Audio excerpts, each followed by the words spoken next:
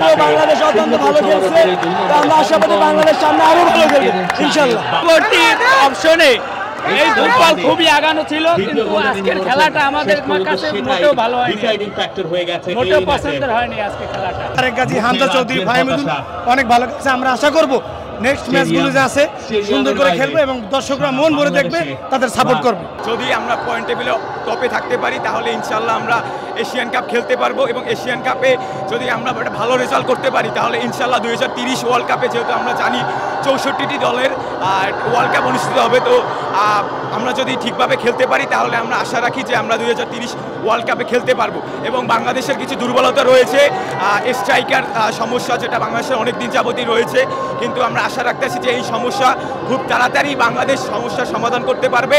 এবং বাংলাদেশের যে মিডফিল্ডিং অ্যাটাক হামজা চৌধুরী, সমিত সোম, এরা খুবই ভালো খেলছে, এবং আমরা আশা রাখি যেহেতু স্ট্রাইকাররা যদি ভালো করতে পারে এবং এই সমস্যাটার সমাধান হলে বাংলাদেশ ভালো করতে পারবে। কারণ বাংলাদেশে এখন ফামিদুল ইসলাম, সমিত সোম, তারেক গাজী, তারপর হচ্ছে যে নতুন কিউবা মিচেল, তাদেরও পাসপোর্ট হয়েছে। তো অবশ্যই বাংলাদেশ এটা বাবুকে ধন্যবাদ জানাচ্ছি, তারা খুবই ভালো কাজ করছেন, এবং তাদের এই তৎপরতার কারণেই কিন্তু বাংলাদেশের ফুটবলাররা খেলতে আসতে চাচ্ছে, এবং জন্মভূমির প্রতি যে টানের জন্যই কিন্তু তারা বাংলাদেশে আসছে এবং বাংলাদেশের খেলার অনুপ্রেরণা যোগাচ্ছে। এটা অবশ্যই বাংলাদেশের ফুটবলের নতুন জাগরণ তৈরি করতেছে। ভালো খেলা, ইনশাআল্লাহ আমরা পারবো। আলহামদুলিল্লাহ, হামজার প্রতি খুশি, আমরা খুশি। ভালো খেলা হয়েছে, অনেক ভালো। লাস্টে যে খেলাটা খেলাইছে আমরা সুযোগ পাইছি, কিন্তু আল্লাহ আমাকে সব করে নাই।